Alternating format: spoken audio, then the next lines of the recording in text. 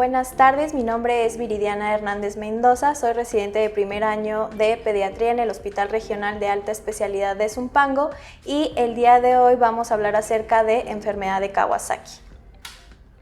Vamos a comenzar definiendo esta enfermedad. Va a ser definida como una vasculitis sistémica aguda y autolimitada con complicaciones que van a ser potencialmente peligrosas. Esta patología va a afectar principalmente en lactantes y niños pequeños y va a estar caracterizada por la aparición de fiebre, conjuntivitis bilateral, eritema labial, exantema y adenopatías laterocervicales. En cuanto a la epidemiología de esta patología, va a ser una vasculitis aguda y autolimitada que va a afectar vasos de pequeño y de mediano calibre. Es la causa más común de enfermedades cardíacas adquiridas en niños en países desarrollados y es la segunda causa de vasculitis en la infancia después de la púrpura de Henoch.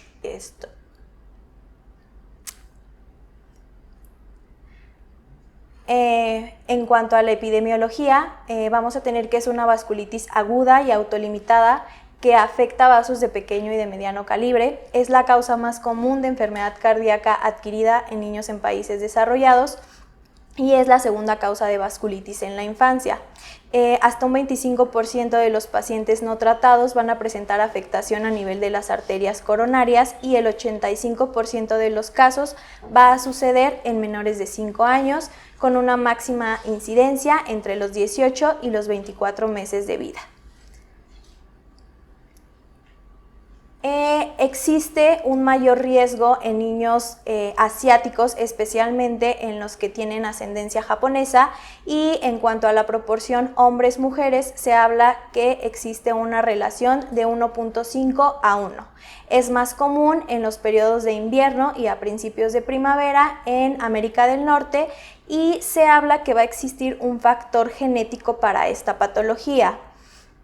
Son pocos los estudios que se tienen al respecto de la etiología determinada de esta patología. Si hablamos en cuanto al factor genético, hay estudios específicos que refieren que afecta de manera más predisponente a aquellos pacientes o a aquellos niños que tienen ascendencia asiática y esto va a estar relacionado a ciertos genes y cromosomas que son los que podemos apreciar en esta tabla, en donde principalmente el gen que va a estar afectado va a ser el gen FCGR2A. Este es el principal gen que se ha visto o estudiado que puede predisponernos a una enfermedad genética de Kawasaki. En cuanto a la etiología, como ya les había comentado, no está claro al 100% la causa de enfermedad de Kawasaki y se habla que van a existir varios factores que nos pueden predisponer a que se presente esta enfermedad. En primer lugar, va a existir una respuesta inmune que va a ser caracterizada por una enfermedad inflamatoria. También puede estar predispuesta por infecciones, en este caso las más comunes son infecciones estreptocócicas, estafilocócicas o infecciones virales secundarias al virus de sarampión o al virus de Epstein-Barr. Van a existir factores genéticos que son los que les mencioné hace un momento y también puede ser predisponente o pueden existir factores ambientales como la humedad, contaminación por aire o partículas y puede ser estacional, como ya les había comentado previamente, es más frecuente en los periodos de invierno y de primavera. En cuanto a la fisiopatología, básicamente vamos a tener que va a ser una entidad que se va a presentar secundaria a una infección por un agente, por un antígeno. Este antígeno va a generar una respuesta autoinmune, innata y adquirida, y las células van a reconocer este antígeno. Debido a esto, va a existir un aumento en la producción de citocinas proinflamatorias que va a generar que se presente una cascada de inflamación, lo que va a conllevar a una inflamación sistémica y esta inflamación sistémica es lo que va a generar que se presenten los signos y los síntomas característicos de esta patología. Ahora, es importante mencionar que dentro de la fisiopatología de esta entidad van a existir 3 periodos en el desarrollo de la enfermedad. La primera etapa va a ser la arteritis necrotizante, que va a ser un proceso neutrofílico sincronizado que se va a completar dentro de las primeras 2 semanas posteriores al inicio de la fiebre. Es muy importante mencionar que una de las características principales de esta patología es que va a existir fiebre persistente sin una causa aparente.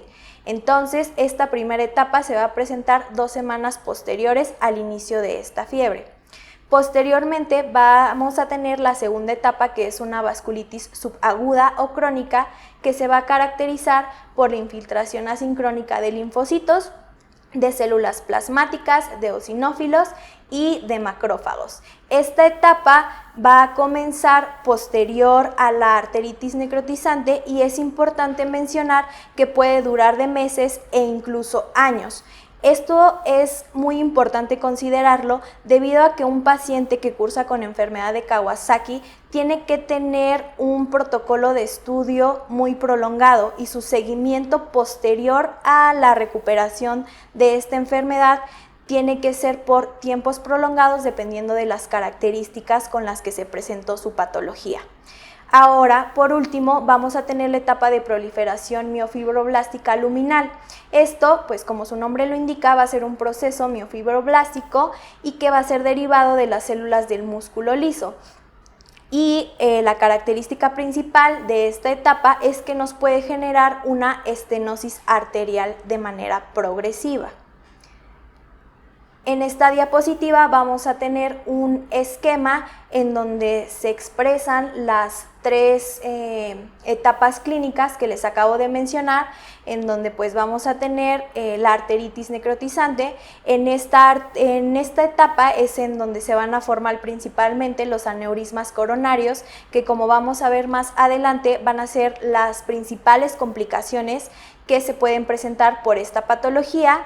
Posteriormente vamos a tener la vasculitis subaguda o crónica y ya por último vamos a tener la etapa de fibrosis, donde se puede presentar una estenosis arterial de pues, nuestras arterias coronarias. Y en esta imagen es un corte histológico en donde se puede apreciar la estenosis de las arterias que se presenta posterior a una enfermedad de Kawasaki. Este es otro esquema en donde igual se muestran las 3 etapas de la fisiopatología de nuestra enfermedad, en donde se va a apreciar una arteria coronaria normal, posteriormente una arteritis necrotizante, donde podemos ver que hay infiltrado de neutrófilos, y posteriormente una arteritis crónica y una proliferación luminal de miofibroblastos, en donde ya se va a presentar esta estenosis. En cuanto a las manifestaciones clínicas, vamos a tener 3 periodos. Primero, el periodo febril agudo va a durar aproximadamente 10 días. Posteriormente vamos a tener un periodo subagudo que va a durar de 2 a 4 semanas y por último vamos a tener la fase de convalecencia. En esta fase van a resolverse la mayoría de los síntomas que se van a presentar por esta patología. Ahora, como ya les había comentado previamente, el síntoma característico de esta patología es la presencia de fiebre. Es una fiebre persistente y de alto grado, es decir, mayor a 39 grados centígrados. Esta se va a presentar desde el periodo agudo y va a prevalecer hasta el periodo subagudo. También puede presentarse la arteritis, que se va a manifestar en el periodo subagudo. Las manifestaciones cardíacas, en el caso de la miocarditis, se va a manifestar en el periodo agudo y los aneurismas coronarios son propios de la etapa subaguda. En cuanto a las manifestaciones en la piel, que también se pueden presentar en esta patología, palmas y plantas de los pies rojizas se van a presentar en el periodo agudo y subagudo de la entidad, y la descamación va a ser propia del periodo subagudo. Existen otras manifestaciones que ya van a ser más tardías en cuanto a los cambios en la piel, que son los cambios en las uñas, y se van a presentar en el periodo de convalecencia. Las manifestaciones que se van a presentar a nivel de boca y de los ojos van a ser también en el periodo agudo. Las linfadenopatías cervicales van a ser a finales del periodo agudo, principios de la etapa subaguda, y la trombocitosis, que también es una manifestación característica de esta patología, va a ser propia del periodo subagudo. Entonces, como podemos darnos cuenta en este esquema, las manifestaciones inflamatorias se van a presentar en la etapa aguda, que es una de las principales características. En esta diapositiva vamos a tener más desglosados los síntomas y los signos. Como ya les comenté, la fiebre va a ser una fiebre persistente y de alto grado. Vamos a tener cambios a nivel de las extremidades que van a estar caracterizadas por eritema o descamación en palmas y plantas. Va a existir también una erupción maculopapular que puede ser difusa. Vamos a tener la presencia de conjuntivitis, vamos a tener cambios o manifestaciones a nivel de labios que se van a caracterizar por la presencia de eritema, fisuras o lo que conocemos como lengua en fresa, y también se puede presentar las adenopatías cervicales. En esta diapositiva vamos a tener imágenes con respecto a los síntomas que les acabo de mencionar. En primer lugar, vamos a tener la presencia de fiebre. Posteriormente, vamos a tener cambios en las extremidades, como puede ser esta imagen en donde se aprecia el eritema a nivel de las plantas. Vamos a tener la presencia de conjuntivitis. Vamos a tener la descamación a nivel de las extremidades. Puede ser extremidades inferiores o extremidades superiores. También se va a presentar lo que es el eritema difuso, que como ya les mencioné, en la mayoría de las ocasiones va a ser de tipo maculopapular. Como se puede apreciar en esta imagen, va a ser predominantemente en tronco, pero también puede apreciarse a nivel de extremidades superiores, de extremidades inferiores, incluso a nivel de los glúteos. Estas son las adenopatías cervicales que también se pueden presentar en esta entidad. Y por último vamos a tener los cambios a nivel de boca, como las fisuras y el eritema en labios y la lengua en fresa. Ahora, como ya les mencioné, esta es una entidad que va a afectar arterias de pequeño y mediano calibre. Debido a esto, las manifestaciones que se pueden presentar por esta patología van a presentarse a nivel de cualquier sistema. Si hablamos del sistema cardiovascular, se puede presentar miocarditis, pericarditis o afectaciones a nivel de las válvulas. Y evidentemente también, como ya les había mencionado, la principal característica de esta patología es que va a afectar las arterias coronarias. En cuanto al sistema respiratorio, se pueden presentar infiltrados peribronquiales y nódulos a nivel pulmonar. Si hablamos del sistema musculoesquelético, vamos a tener la presencia de artritis o de artralgias. Si hablamos del sistema gastrointestinal, pueden presentarse manifestaciones más inespecíficas, como pueden ser diarrea, vómito, dolor abdominal, manifestaciones un poco más severas como la presencia de pancreatitis o hepatitis. Y por último, en cuanto al sistema nervioso, vamos a tener afectaciones que pueden ir desde náusea, vómito, cambios en el estado de alerta, cambios en la conducta o meningitis aséptica, y como se muestra en la diapositiva, también nos puede generar parálisis a nivel de nervio facial. Ahora, en cuanto al diagnóstico de esta patología, vamos a tener que los criterios van a ser principalmente clínicos. Como podemos ver en este esquema, también se van a presentar algunas alteraciones a nivel de los estudios de laboratorio. Puede presentarse leucocitosis, que va a ser caracterizada por leucos mayor a 15.000, puede presentarse anemia, trombocitosis, que como ya les había mencionado también es característica de esta patología. Puede haber elevación en los reactantes de fase aguda, en este caso elevación mayor a 40 miligramos sobre decilitros en PCR y mayor a 40 en la BCG. También puede haber afectación o elevación a nivel de las enzimas hepáticas, y se van a presentar también afectaciones a nivel del músculo cardíaco. Entonces es importante que cuando nosotros realizamos el protocolo diagnóstico de nuestros pacientes, uno de los principales estudios que tenemos que realizar es un ecocardiograma. ¿Por qué? Porque entonces nosotros vamos a valorar cómo está la función miocárdica y evidentemente también vamos a valorar si existen aneurismas a nivel coronario, que como ya les había mencionado previamente, van a ser característicos en esta patología y son las principales complicaciones que se pueden presentar. Y pues como ya se los mencioné, los otros síntomas característicos. Ahora, si hablamos del diagnóstico de enfermedad de Kawasaki, vamos a tener tres conceptos que son estos que se muestran en la diapositiva. Kawasaki completo, que en un momento les voy a mencionar, tiene que ser aquel que cumpla con todos los criterios diagnósticos. Vamos a tener un Kawasaki incompleto y Kawasaki atípico. Ahora, en cuanto a Kawasaki completo, para que nosotros diagnostiquemos una patología como un Kawasaki completo, va a ser necesaria la presencia, en primer lugar, de fiebre, una fiebre persistente y de alto grado, como ya se los había mencionado, y además de la presencia de fiebre, tienen que estar 4 criterios clínicos o fiebre con 3 criterios clínicos para cada paciente. Ahora, aquí se puede ver en el esquema, la fiebre tiene que durar al menos 5 días y tiene que tener 4 de los 5 criterios clínicos para que nosotros podamos catalogarlo como un Kawasaki completo. Y los criterios que vamos a valorar van a ser alteración a nivel de labios o de la mucosa oral, que como ya se los mostré puede presentar eritema, fisuras o lengua en fresa.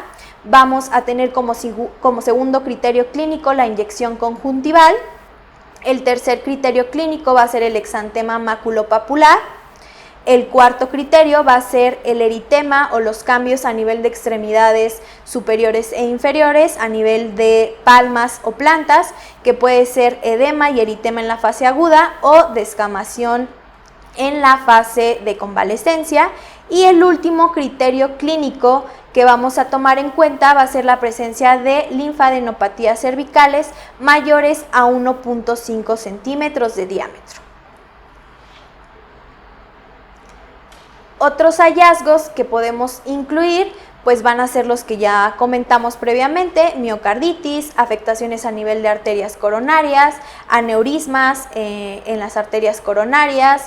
Vamos a presentar también a nivel respiratorio infiltrados, nódulos pulmonares, artritis, artralgias, síntomas gastrointestinales, síntomas a nivel de sistema nervioso, que como ya les había mencionado, pueden ir desde síntomas inespecíficos como la presencia de vómitos hasta síntomas un poco más severos como la presencia de parálisis de nervio facial. Vamos a tener también que se pueden presentar síntomas a nivel genitourinario y pues otros síntomas como pueden ser uveitis anterior, que estos son síntomas más severos. Ahora, en cuanto a la clasificación o el diagnóstico de un Kawasaki incompleto, básicamente vamos a definir un Kawasaki incompleto como aquella patología que cursa con fiebre persistente de alto grado, mayor a 5 días de evolución, pero que solamente va a presentar 2 o 3 criterios clínicos compatibles con la patología. O aquellas patologías en donde va a presentar fiebre mayor a 7 días de evolución que no tengan otra causa aparente. Y pues básicamente vamos a también tener que tomar en cuenta, además de los síntomas clínicos que se pueden presentar, los estudios de laboratorio que ya les había mencionado, que se van a caracterizar por la presencia de anemia, trombocitosis, hipoalbuminemia y elevación de las enzimas hepáticas. Por último, vamos a tener la definición de Kawasaki atípico. Esta patología o esta definición se va a dar a aquellos pacientes que van a presentar manifestaciones que están asociadas a Kawasaki, pero que no se van a observar de manera frecuente o que no son comunes en esta patología. Se pueden caracterizar o pueden presentar fallo renal, síndrome de activación macrofágica o afectaciones que no son comunes en esta patología. Otro estudio que nosotros tenemos que abordar, como ya les había mencionado previamente, es la realización de un ecocardiograma. Ya lo hemos hablado en varias ocasiones durante nuestra ponencia, pero es importante hacer énfasis en que la principal complicación de la enfermedad de Kawasaki va a ser la presencia de aneurismas a nivel de las arterias coronarias. Es muy importante mencionarlo porque una enfermedad de Kawasaki que no se trata de manera oportuna puede presentar o puede generar este tipo de complicaciones. Y estas complicaciones, los aneurismas coronarios, son los que nos van a llevar a que exista una alta mortalidad en esta patología en pacientes que no tienen un tratamiento oportuno. Por eso es muy importante que dentro de nuestro protocolo diagnóstico, cuando nosotros sospechamos que un paciente tiene enfermedad de Kawasaki, dentro de todos los estudios que nosotros vamos a mandar para comenzar el abordaje, es importante realizar un ecocardiograma. Como se muestra en la diapositiva, va a ser la principal modalidad de imagen para la evaluación cardíaca y tiene como beneficios el hecho de que no es invasiva, va a tener una alta sensibilidad y especificidad para la manifestación o para la detección de anomalías en los segmentos proximales de las arterias coronarias. Y bueno, pues la evaluación ecocardiográfica de las arterias coronarias tiene que incluir una evaluación cuantitativa de los diámetros internos de los vasos y pues las mediciones deben hacerse del borde interior al borde interior de las arterias coronarias. ¿Qué quiere decir esto o por qué es importante esto? Porque si nos enfocamos un poco más en cuanto a las manifestaciones que se van a presentar por los aneurismas coronarios, son los que nos van a generar la mayor mortalidad en cuanto a estos pacientes. Por eso necesitamos hacer nuestro protocolo diagnóstico e incluir un ecocardiograma. Como se muestra en la diapositiva, la ecocardiografía va a ser la principal modalidad de imagen para la evaluación cardíaca porque tiene como beneficios el hecho de que es un estudio no invasivo y va a tener una alta sensibilidad y especificidad para la detección de anomalías en los segmentos proximales de las arterias coronarias. Ahora, en cuanto a la evaluación ecocardiográfica de las arterias coronarias, esta debe incluir una evaluación cuantitativa de los diámetros internos de los vasos. ¿Por qué es importante mencionar esto? Porque nosotros vamos a clasificar los aneurismas coronarios dependiendo de los diámetros que van a presentar y posteriormente, como lo vamos a ver en otras diapositivas, dependiendo de la afectación o del tamaño de los aneurismas coronarios, también va a ser el manejo que nosotros le vamos a dar. Y va a ser el seguimiento que nosotros tenemos que tener con este tipo de pacientes. Es importante mencionar que en esta patología tenemos que tratar a cada paciente dependiendo de las características y de los síntomas que ellos van a presentar. Tenemos que individualizar el tratamiento y el seguimiento de cada paciente dependiendo a los hallazgos que nosotros encontremos en nuestro protocolo diagnóstico. Ahora, ya por último, vamos a hablar del tratamiento de la enfermedad de Kawasaki. En primera instancia vamos a tener que los objetivos de este tratamiento van a ser reducir la inflamación y el daño endotelial que se puede presentar por esta patología, prevenir la trombosis y prevenir las anomalías coronarias. Ahora, en términos generales, el tratamiento se va a dar en aquellos pacientes que tienen un diagnóstico menor a 10 días de evolución. ¿Qué quiere decir esto? En pacientes que tienen menos de 10 días que iniciaron con la fiebre persistente. Ahora, van a haber situaciones específicas en donde sí se les va a poder dar tratamiento a los pacientes, aun cuando ya tengan más de 10 días de evolución. Y estas situaciones específicas, como se muestran en la diapositiva, van a ser aquellos pacientes que tengan persistencia de fiebre. Fiebre, como ya les comenté, una característica principal es que tiene que ser de alto grado, mayor a 39 grados centígrados, que tengan marcadores inflamatorios elevados y evidentemente aquellos pacientes en donde ya se haya corroborado que existe la presencia de aneurismas a nivel coronario. Independientemente del tamaño de estos aneurismas. En este tipo de pacientes, aunque tengamos un proceso que ya tiene más de 10 días de evolución, sí va a estar indicado que iniciemos el tratamiento. Ahora, aquí está el algoritmo o un flujograma en donde se va a mostrar cuál es el tratamiento que esté indicado en los pacientes con enfermedad de Kawasaki. Vamos a tener aquí, primero que nada, criterios de alto riesgo para que estos pacientes presenten algún tipo de complicación.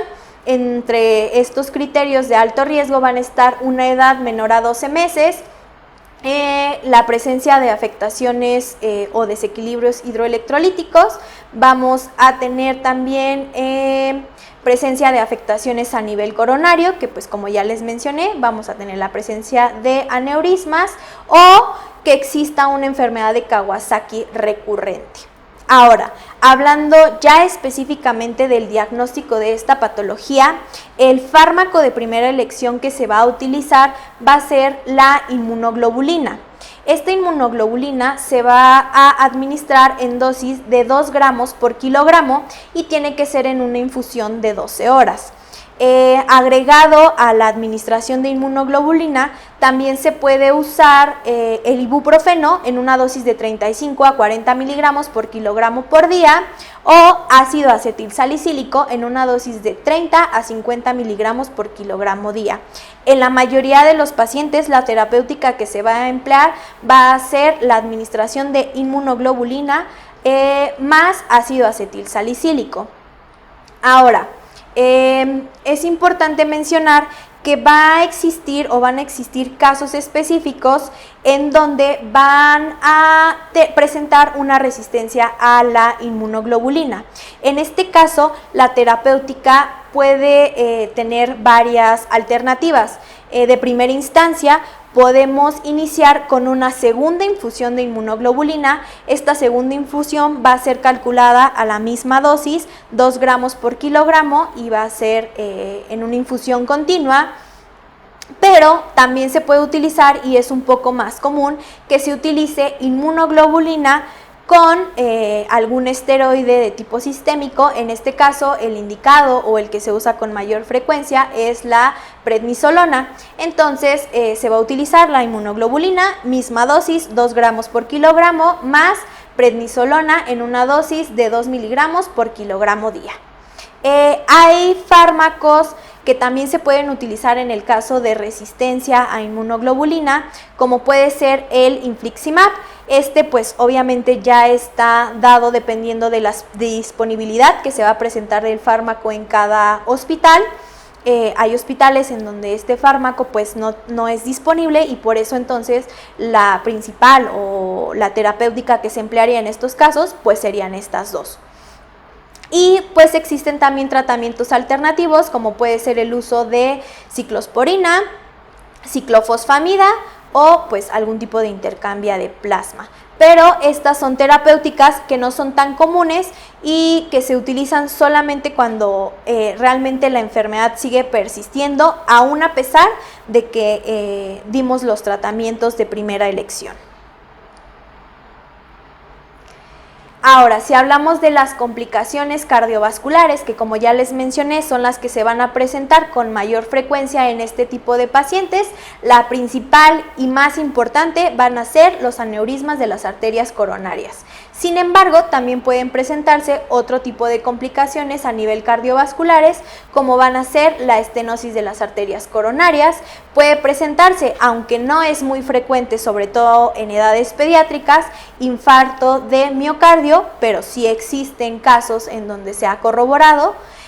También pueden presentarse arritmias ventriculares, y ya en casos muy graves, en casos muy severos, puede presentarse incluso una muerte súbita si no se atiende esta patología. Por eso volvemos a hacer énfasis en que lo más importante cuando nosotros sospechamos que un paciente tiene enfermedad de Kawasaki es iniciar su abordaje, y si nosotros tenemos un abordaje correcto, un diagnóstico oportuno e iniciamos el tratamiento de manera oportuna, vamos a prevenir muchas de estas complicaciones que nos podrían generar, como se muestra en la diapositiva, en casos muy avanzados, incluso hasta la muerte de nuestro paciente.